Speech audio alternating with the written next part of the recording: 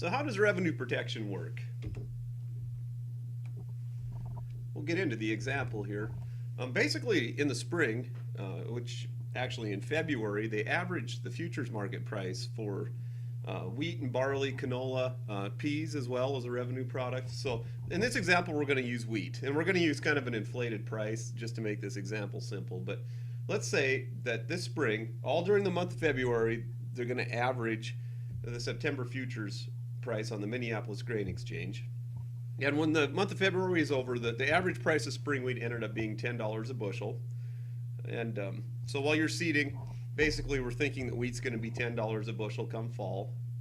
Let's say you have a 28 bushel guarantee on your crop insurance. That'd be a percentage of whatever your yield is. So if you had a 35 bushel yield times 80%, let's say that's 28 bushels. So starting out, we're guaranteed we're not supposed to make any less than $280 an acre on this piece of ground. So going forward, we go harvest this crop now, and we've cut 32 bushels. Normally, if you harvest 32 bushels on the old crop insurance program, you would not have got a payment, right? Because 32 is above the 28 bushel guarantee. But since this is a revenue product, we'll take you through the steps to see how this is going to work if the market drops. So basically, at harvest on your insurance now, they figure another price, and that's called the harvest price. So the price dropped now to $5 a bushel in August on the September futures. So the grain that you cut and put in that bin or delivered to the elevator, in theory, is probably only worth about $5 a bushel at the elevator. So in our example here, once again, we started with a high base price.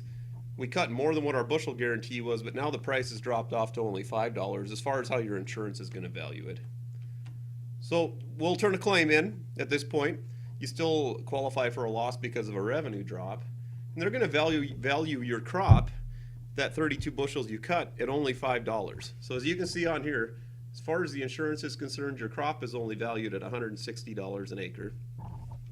Remember at the beginning, we were guaranteed $280 an acre. So you would still qualify for a loss payment of $120 an acre in this scenario, not because you cut a poor crop. Actually, we were a little bit above what our guarantee was, but because the grain market had dropped. So this is how revenue protection works if the price goes down.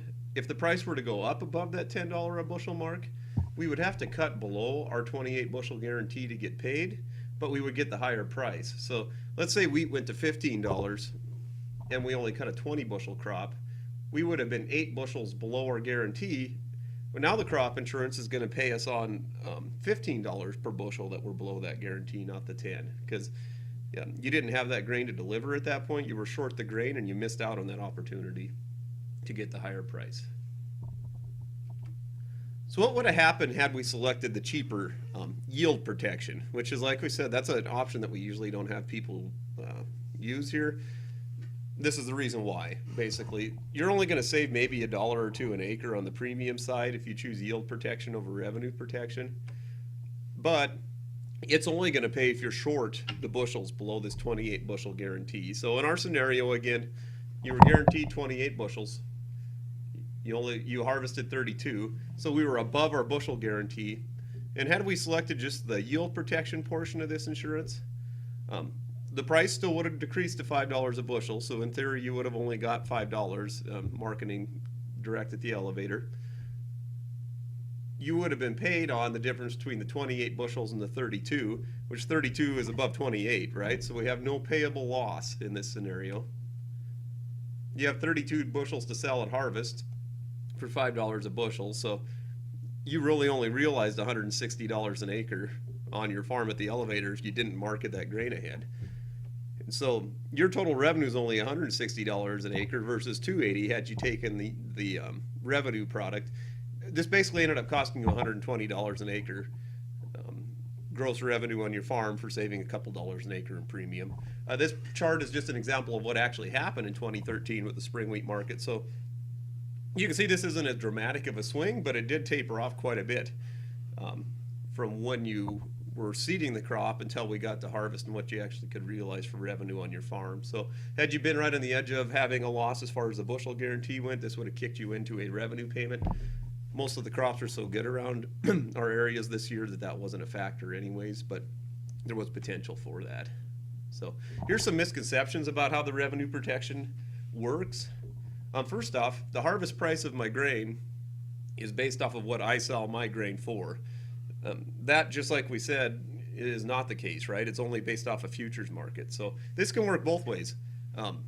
Let's say you had 12 protein wheat. In our example on the previous slides here, that $5 wheat might only be worth $3 at the elevator. The insurance doesn't care what you sell your grain for. They're just gonna use that $5 mark for your payment.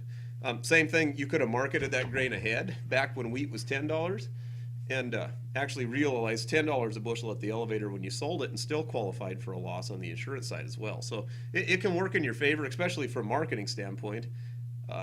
But it also sometimes won't really reflect what you're getting at the elevator. So it's not truly guaranteeing you $280 an acre. It's guaranteeing you that when they use their formulas, the futures where it began at and where it ended at is going to be guaranteeing you $280 an acre. So futures market based, which is pretty close to reality for you probably, but not based off of your actual sales.